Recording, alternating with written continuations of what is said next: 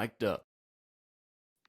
Welcome, everybody, to the Warrior Companion podcast on Mic'd Up. I'm your host, John Reger, PJ broadcaster, and joined by Jack Bodolosky, founder of Warrior Companion, which provides pet health care and insurance for the service dogs of disabled military veterans. This episode is brought to you by the Animal Hospital of Sullivan County, New York, where pets are family. Today's guest is a best-selling golf author with a new book out, A Course Called Home. He's the co-owner of a golf course in the Catskills, New York, along with Caddyshack's Bill Murray and football's Jason Kelce, and a man who has played golf in every state of the union. Let's welcome Tom Coyne. Hey, Tom. Guys, thanks so much for having me. This is great. Well, Tom, it's just fantastic to have you on the Warrior Companion podcast. And for our viewers out there, Jack Bodolosky, our co-host here, is the founder of Warrior Companion. And Jack, before we get started, why don't you just tell us a little bit about Warrior Companion and the great work that you do? So Warrior Companion, I founded in 2015, and I'm a combat disabled veteran. I was a combat medic in the United States Army. I served in Iraq. And one of my biggest things with being an Army medic is protecting and serving our veterans' lives, not only during being in service, but I feel like I had to carry that on to after being out of the Army. A lot of them are my brothers and sisters, and a lot of them suffer with PTSD, and a lot of them have a lot of ailments where service animal is very important to them. And a lot of these veterans are on a fixed income. They make around $4,000 to $6,000 a month. And as we all know, being in the pet veterinarian industry, the cost of taking care of those animals have gone up tremendously. So what we do is we do golf charities, we do private donations, we do type events to raise funds so that way we can supply these service animals, make sure they're top fit to take care of their veteran counterpart and be healthy and serve them for a long, long time. Because as we all know, pets don't live very long as it is. So we try to give them as much time with them as they can. Well, that's very worthwhile. We appreciate your efforts on behalf of all the military veterans, and thank you for your service, by the way. Oh, So, anytime. Hey, Tom. So, Jack, before we got on the air, he was going to ask a question. How in the hell did you end up in Sullivan County? But we need to back up a little bit. Who's Tom Coyne? Yeah, big question, John. How long do we have? No. We have all the time in the world. Well, first, just want to thank Jack because, I have a dear friend with PTSD from Afghanistan, and his, having a dog in his life has made a huge difference. And it's such a wonderful, those companions are just so important. And in Sullivan County, it's great that our golf course is dog friendly. So that's something that, when we got involved with the golf course, wanted to make sure well-behaved dogs on leashes are welcome, just as they are on golf courses in Scotland and in the UK. So hey, before we go down this road on this, for our viewers out there, just want to let them know. So, Tom, it's Sullivan County Golf Course. Is that correct? Sullivan County Golf Club, absolutely. And Sullivan County Golf Club is owned by you, a few others, including Caddyshack's Bill Murray and football's Jason Kelce.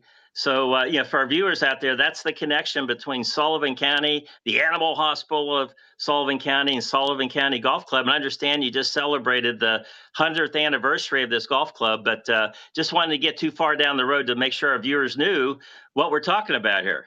Yeah, before I tell them who I am, why am I talking about Sullivan County? Right. And then Jack had a great question when we were talking about how I ended up there. So, I didn't set out to be a golf writer. I went to school to write the great American novel. And while I was there, realized I didn't know very much about too many things, but I did know a fair bit about golf. I grew up caddying here in Philadelphia and playing golf.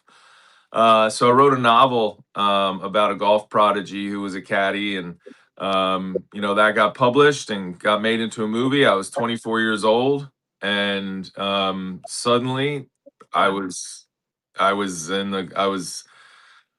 a writer, still living in my parents' basement, but I like to, or as we call it, the ancestral estate I was living in. It sounds much fancier. And that was a great way to get me into the golf space sort of accidentally, and then went on to do some nonfiction books after that. Paper Tiger, where I tried to play pro golf for a couple years. Um, I won't spoil the ending of that book for you, but you- you'll notice I'm talking about Sullivan County Golf Club and not here to talk about life on tour. So, um, and then I did a travel series. Really didn't mean it for it to be a series. Wanted to write a book about Ireland, and wrote a book called A Course Called Ireland, where I played every links in Ireland and walked the country by foot for 4 months, and basically played Ireland as one giant golf course, playing my way all the way around it. And then went and did a course called Scotland, which I didn't do on foot, but played 110 rounds in Wow. 57 days, and played every links in Scotland, and then went and tested what I learned trying to qualify for the Open Championship. I won't give away the ending of that either.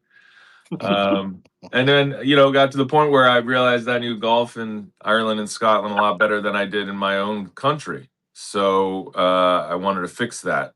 And so I went and did a course called America, where I played golf in all 50 states, played over 300 courses over the course of 8 months, played every US Open venue, so that I got to kind of walk in the footsteps of American golf history.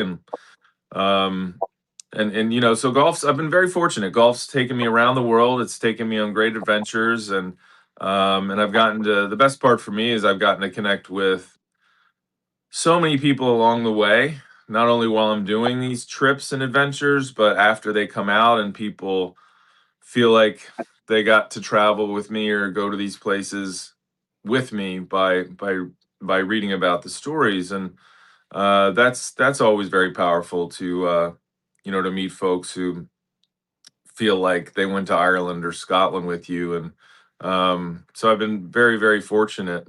Then this opportunity came up. You know, um let's talk about these yeah books for a second. yeah I'm just this is unbelievable what you've done there. I mean, this is like uh, when I'm Chuck tired Norris. just listening to him.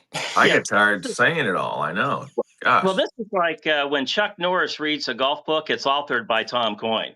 I mean, like, Exactly. hey, tell our viewers out there. A lot of times in this day and age, people say, "I'm going to write a book."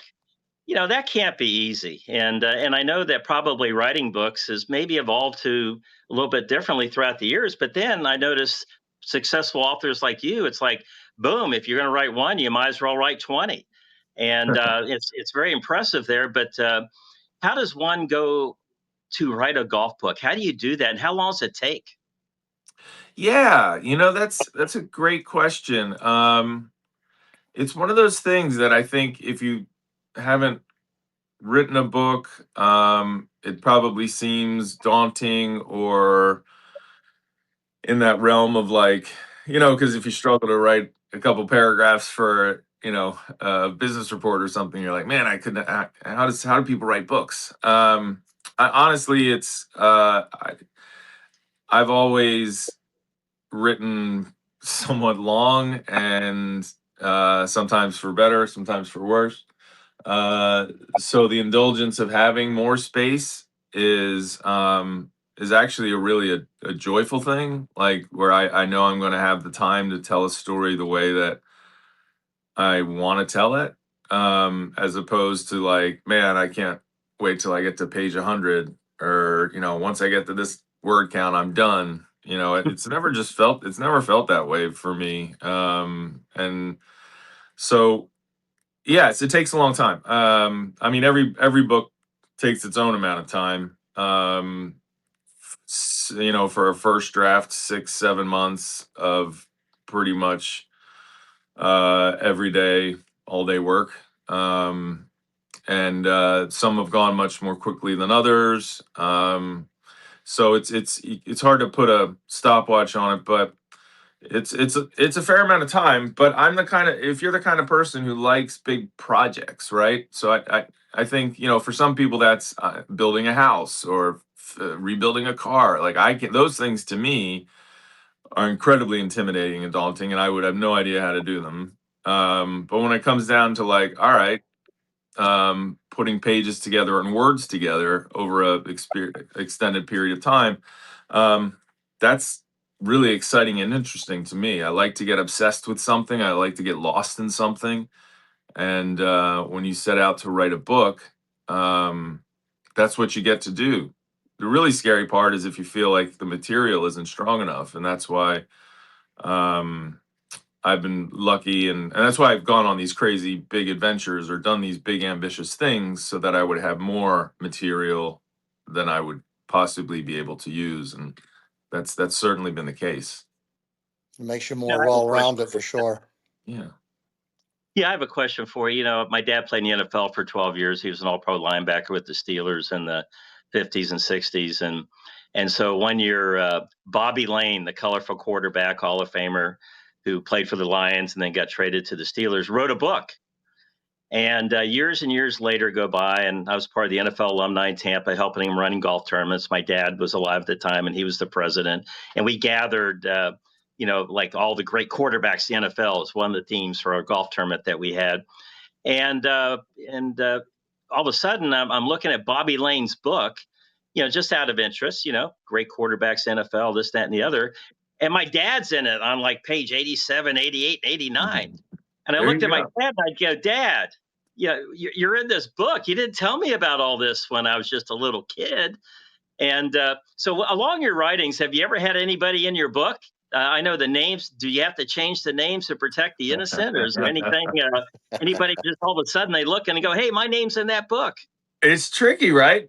When you're doing nonfiction, that was something I had to learn pretty early on, is how to handle that, writing about real people, because I was trained as a fiction writer. But yeah, no, it's been obviously with a course called, so the next book is about buying and operating Sullivan County Golf Club and how that came about. And so there are real characters in that story who are real people. And going into it, I made it clear with everybody, like, I'm writing a book about this. Like, I'm here as, yes, the golf course operator, but I'm an author, and this is all, whatever you do here could go in a book.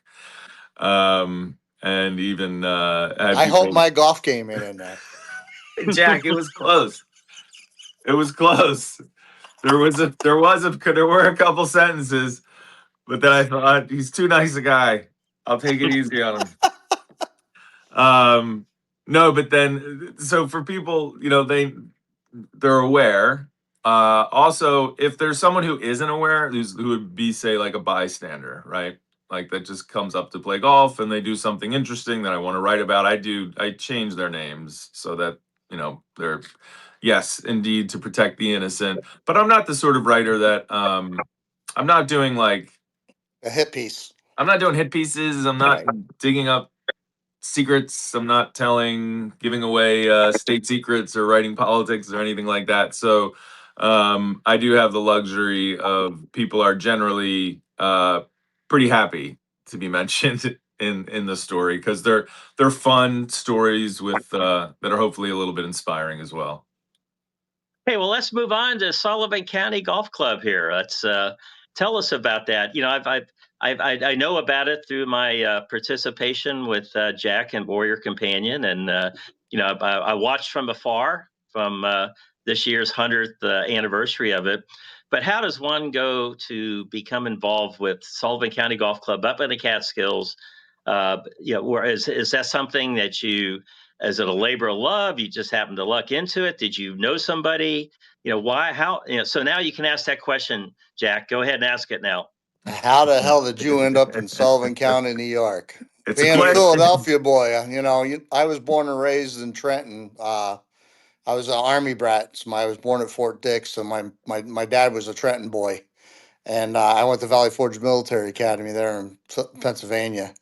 And so I was in your backyard right there. You were. And Yeah. I don't even know how I ended up in Sullivan County, New York. I got married and she dragged me there, but how the heck did you get there? That's so funny because I see the cadets walking around. We live in Devon, Wayne, and when they get a night out, they stroll the streets of Wayne. Yeah. Do you remember Sky and the Pie and the steak stromboli? Absolutely. Oh my God, yeah. Absolutely. And and Taps was the big movie when I was a kid. Yeah. That was filmed there. I was there. But in any event, how I got to Sullivan County, that is a great question. I ask myself most mornings, how did I get to Sullivan County? Well, first, I consider myself very fortunate for having found Sullivan County and the Catskills because I knew nothing about the Catskills. When you're from Philadelphia, you go to the Poconos, and that's about as far as you go. You go to the Poconos and go to the Jersey Shore, and that's it. Yep. So, I mean, you might go other places, but those would be the two top standard. two. Yeah. So, yeah, I got a DM on Twitter, I think, from a superintendent who said, there's this 100-year-old 9-hole golf course in Liberty, New York. It looks like it's probably going to close this year. Do you know anyone? Would you like to write something about it? Do you know anyone who could? I have a little architecture firm. Well, we're not so little anymore, actually. I'm quite busy, but so we're involved in some design work and rehabbing golf courses and whatnot. Would you guys would you be interested? Would you know anyone who could develop the property? Basically, do I have any connections in golf that could help them out? Nothing really came to mind, but I thought it could be a good story for the Golfers Journal, which is the golf publication where I'm the editor, and it would be an interesting story. The superintendent trying to save this golden age 9-holer in the Borscht Belt, Dirty Dancing country. So I went up and saw it. Really connected with Sean Smith, the superintendent, and just felt really. It was hard to feel connected to the place because it was covered in snow, as it is for a lot of the winter. 9 months of the year. Yeah, but I certainly felt connected to him and thought this is a person I could go on an adventure with. And wouldn't it be a great adventure? And maybe this, I do believe the universe points us in certain directions and puts people in our paths for certain reasons if we're open to it. And I thought, maybe it's time for me to start.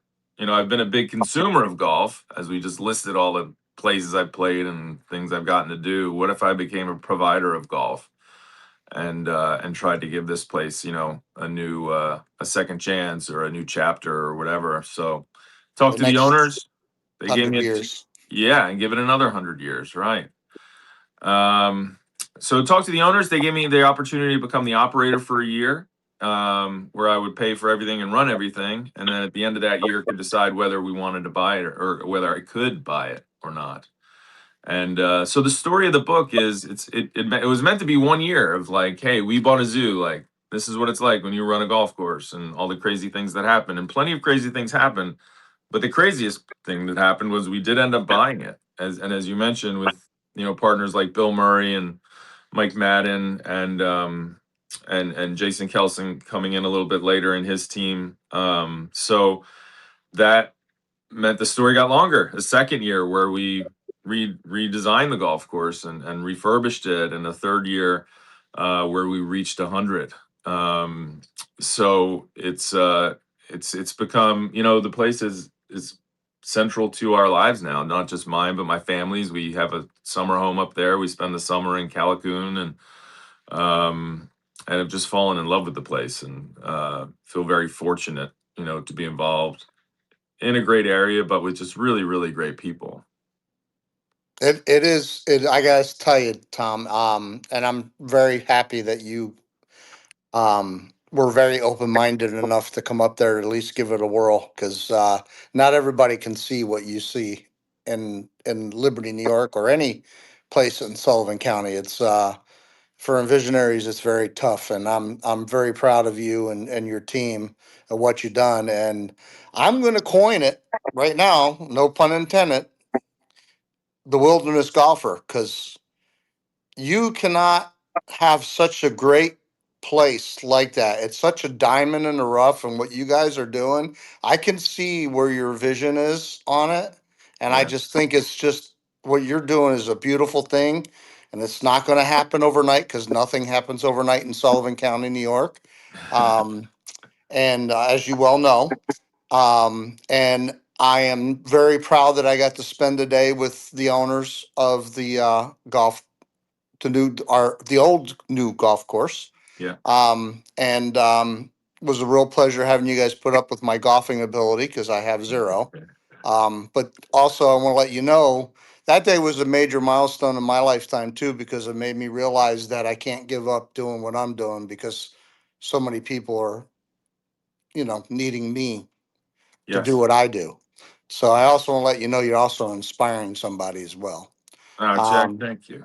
and it's beautiful. And I don't know if you know this, but Mr. John Reger, you built several golf courses in his lifetime, and managed them. So you always have someone you can lean on there if you ever need help. Appreciate Um, it. and I just got to say, I just love what you're doing and what you're doing for Warrior Companion. You're probably one of the very first person actually stepped up and is doing what they said they would do and help me. So, Anything and I we can appreciate do. that too. No, Hey, we Jack, appreciate you. And it's golf that and veterans and dogs and veterans are so important to their mental health. They really Um, are. it's the I didn't realize how interlocking they are, because getting a veteran out of the house and getting him out there where he can be like a team unit. You don't have to be the best golfer in the world as long as you have somebody who can do a long drive and putt very well. You got a pretty good operating team. Um, like I said, I just can't thank you enough. You have no idea what this means to me, and it's in my backyard. I've been up there for 25 years now, so and it's just great to see. Well, So thank I you, just Jack. wanted to throw that out there. I also want to know a little bit more about your series of books you have. So what are Hey, all the wait, Jack, titles of your I want to go books? back to something here Yeah. because I want to get Tom's perspective on it. I've had the good fortune of developing 6 golf courses, and I own one of them, Hmm. and in my previous life. And one thing I noticed about golf, there are people in the golf, and there's golf people. And I would consider you a golf person. I'll tell you why. Because when my dad retired from the NFL, he had a restaurant. It was like Cheers.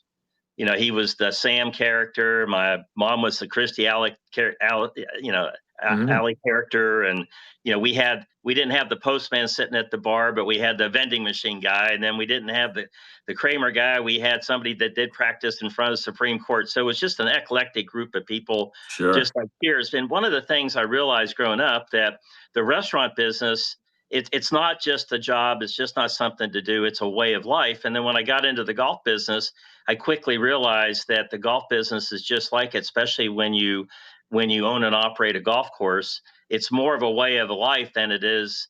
Obviously you have to run it like a business and generate enough profits to get some capital to keep improving it and build its asset value. But from a standpoint, it's just a way of life. It's for me. I mean, I don't know if you get that perspective or not. Yeah, well, I do. I can't imagine my life without golf. Whether it be playing it, working in it, writing about it, talking about it. I would be a really dull person. I'm already dull enough. So yeah, sometimes I think about that or have that conversation, and sometimes I really feel it, like in February in Philadelphia, where when you're not around, we're still doing things with the Golfers Journal. Always, golf's always front of mind, but you feel a little bit detached when you don't have it in front of you. Um, or going through your routines of just lacing up your shoes or putting on your glove, like those things just feel like my human nature. And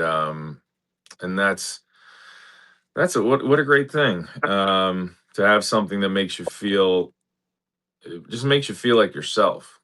And I'm thinking about it because I felt that this weekend it was warm enough to go play, and got to play on a Sunday in March, which is what a treat that is.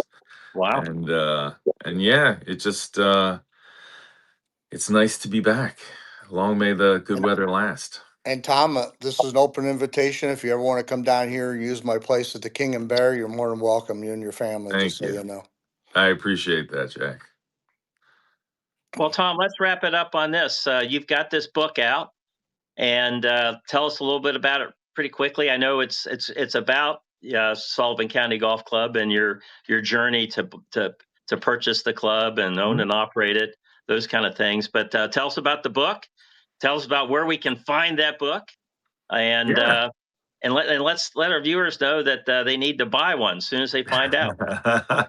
As soon as you find out, yeah, grab one. So the book comes out May 5th this year, which is exciting. Time for Father's Day. But of course, we know it's always better to pre-order your books. That is, the pre-orders are an author's best friend. So wherever you, from your local bookshop or online, wherever you get your books is great with me. I would love people to check it out. And yeah, it tells the story of me just first. It tells a little the story of how I came to lead this strange golf life, but getting a message from a stranger, and how over the course of 3 years that made my life almost entirely unrecognizable to what it had been before, and how fortunate I am for that. And all the madness that ensues in between. The stars of the story are, it was nice because a lot of these travel books, it's very about me. Like, it's a first person, I did this, I did that. And A Course Called Home is more of a we book, like what my crew did, what our staff did, what we built together. And boy, it's an unlikely collection of folks that came together who didn't know each other and then come to rely upon one another to try and do something unexpected, uncommon. Being part of that, and as Jack was there to celebrate it when we had our 100th anniversary last year, And a hole in one. and with a hole in one happening. Well, I heard a story about that from our good friend Michael Furr, who was up there, the Guinness World Record holder with all the longest club driving Yeah, records for that, and he was just telling me a story about a hole in one made up there, and it was kind of unusual, wasn't it? that was pretty good because it was not only not only our first hole in one on the new routing, it was the first hole in one on a brand new golf hole. It was the first hole in one, and it was hit by the architect, my partner Colton Craig, and it was also with Bill Murray and my dad and Jack in the group. So, yeah, you couldn't have scripted it much better. Did I Not hear at there? all. I heard there was a ricochet involved with that hole in one or something. It wasn't like dunked right in the hole like you see at TPC Sawgrass, boom, right in there. It was. I think it took a different route from what I Someone's telling understand. stories on you, John. This one went right in the hole. This was one bouncing in. It was gorgeous. And it was funny because if we're getting some of the feedback we're getting on the new routing is, wow, that sixth hole is really really hard. It's too hard. The green's too small. So it was funny when this architect, to basically answer that criticism, And steps up and puts it in the hole. and he wasn't using his clubs, and And he he wasn't wasn't. using his balls. He No, he used was your grabbing, club and my ball. yeah, he's grabbing stuff out of my bag and just steps up and he's like, there, hole's not too hard. I just made it in a one. It was Hey, great. Tom, you're talking about that where everybody says, well, the green is too small. One of the courses I was involved with helping to build was called Black Bear. It's outside Orlando, and it was designed by PB Dye. And Mhm. opening day, we had Pete Dye, Alice Dye, Perry Dye, and PB Dye all playing the same foursome together. And Wow. this course was just carved out of sugar sand. I mean, it had all kinds of undulations.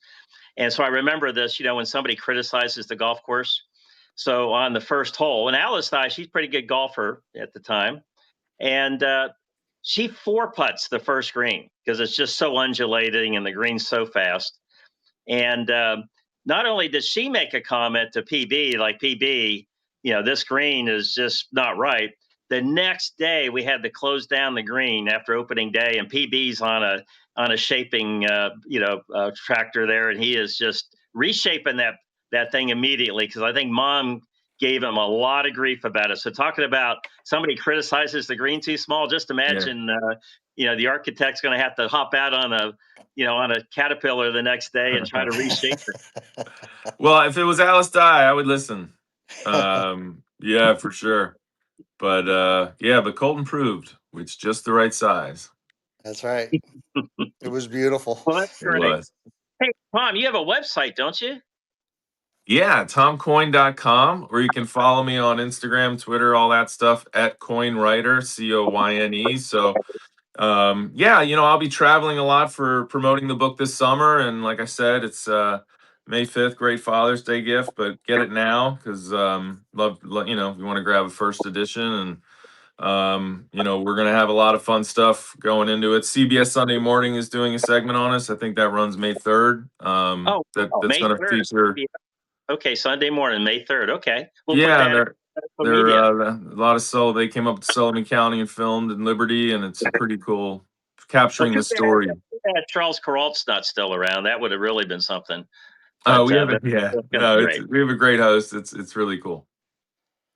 Fantastic. Are you going to have your book at the club if somebody comes up and wants to play a 9-hole and get some dinner? Will. We will have the book available there. We're going to have a book party. So, and I should say the best. Well, once you're done shopping for books, join Sullivan County Golf Club is the best way to support what we're trying to do, which is we're not trying to get rich on this. We're trying to keep community rural golf available and accessible. And so the initiation fees are not like $50,000 or something to join. $500 for the entire year. That's fantastic. That's your whole year.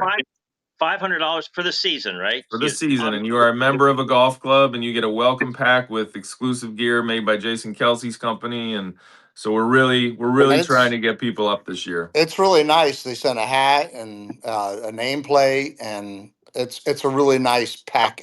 It's worth about $250, I think. Just so you're getting a nice gift box when you join. Yep. So. Yeah. So get signed up.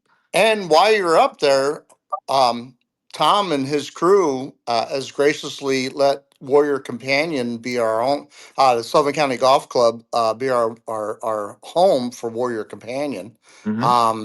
And you can join us on June 14th and buy Tom's book and come out and support Warrior Companion. I have a golf cart that's going to be coming that we're going to wrap. So we're going to have a Warrior cart for people to want to rent, and they can write it off as a tax deduction, and part of the proceeds goes to the golf course for maintaining it, and the rest goes to Warrior Companion. And they're graciously, we're going to try to do 2 of them a year, one in the spring, early summer, and one in the fall. And this year it's going to fall on Flag Day, so make sure you get your patriotic gear out. Veterans and first responders, please come out and support our local golf course, and the team, Coyne's team, that put this all together and has allowed me to have this great opportunity. It's the first one since 2015 that I actually have someone that actually is standing behind me and alongside me, which is amazing. And I can't thank you enough, Tom. And I'll make sure that everybody at least buys your book while they're there. I appreciate that. No, we're thrilled to be hosting. It's going to be, like I said, we love everything that you're doing. We've had my great friend Aaron Ojard, when he comes up with his Akita, that really has helped him so much. And so is golf. Golf's been important for him to get him out of the house. But he's more willing to go out of the house, with his buddy now. And That's great.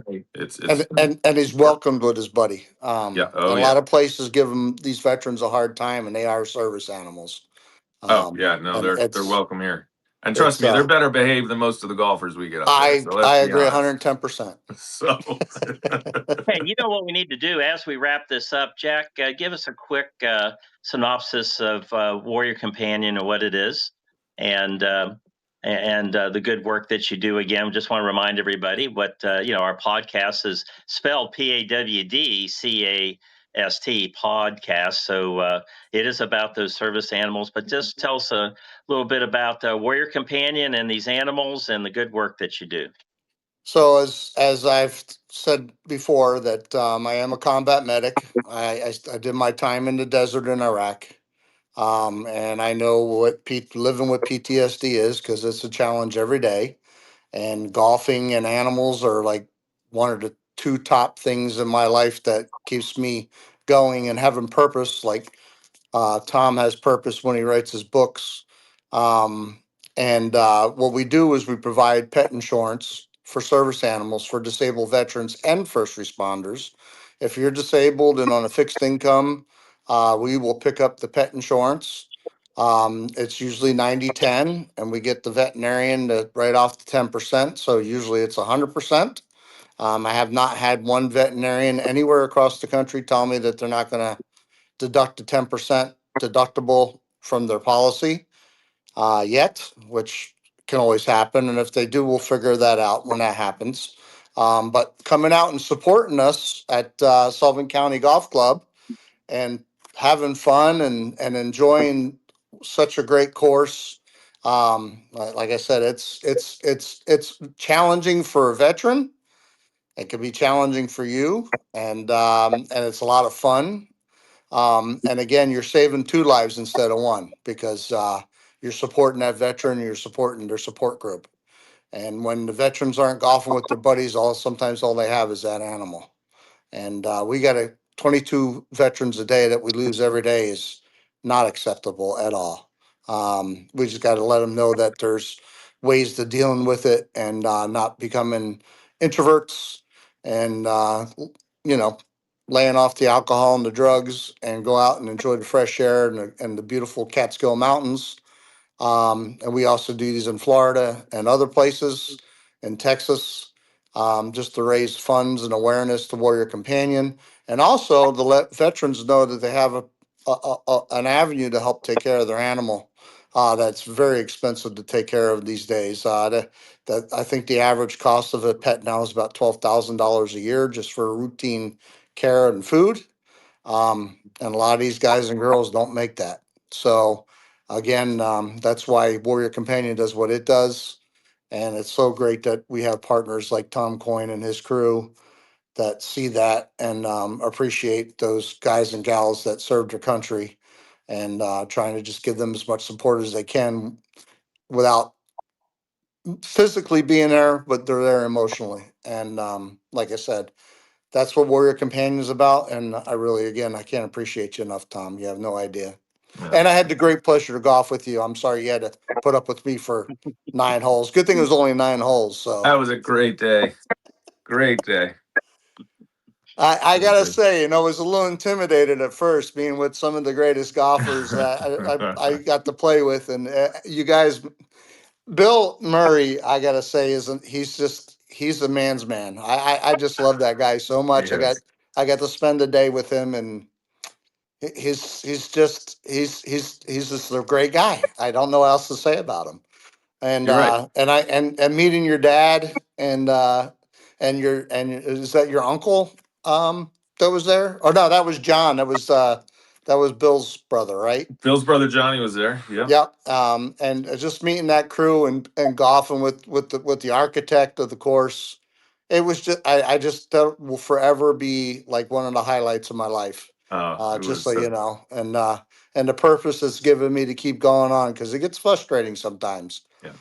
So, It does. Well, thank you, Jack. We love what you do, and we love what you being a part of what we're doing. and We're I'm very glad, so fortunate. happy you opened your arms to me. It's great.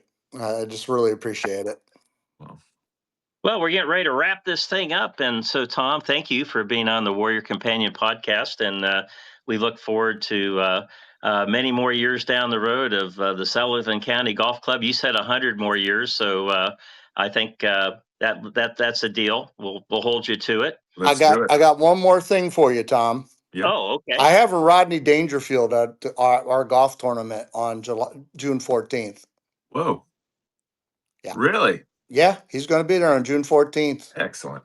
We're gonna give him a cart, and he's gonna have some Tito's and cranberry juice, and he's gonna go around and entertain the troops. I love it. So Yeah, you might cut him off after 3 holes or something on that yeah, Tito bridge. he'll be playing music and having a good time. That's Get good. no respect. It's going to be fun. It'll be Just a fun. reminder of viewers, Saturday, June 14th, Sullivan County Golf Club, Warrior Companion Golf Tournament. Plus, go to tomcoyne.com and at Coyne Writer. So you can at Coyne Writer, find him on the social media. So again, Tom, thank you for being on our podcast. We really appreciate you. And we're going to go ahead and wrap this up. So I'm your host, John Reger, PJ Broadcaster. I'm joined by Jack Bodolosky and Tom Coyne, best-selling golf author with a new book out called A Course Called Home, co-owner of Sullivan County Golf Club, along with Caddyshack's Bill Murray and Jason Kelce from the football world. So with that, this is another episode of Warrior Companion Podcast. And just remember, all putts in the leather are good. Take care, everybody. Have a good day.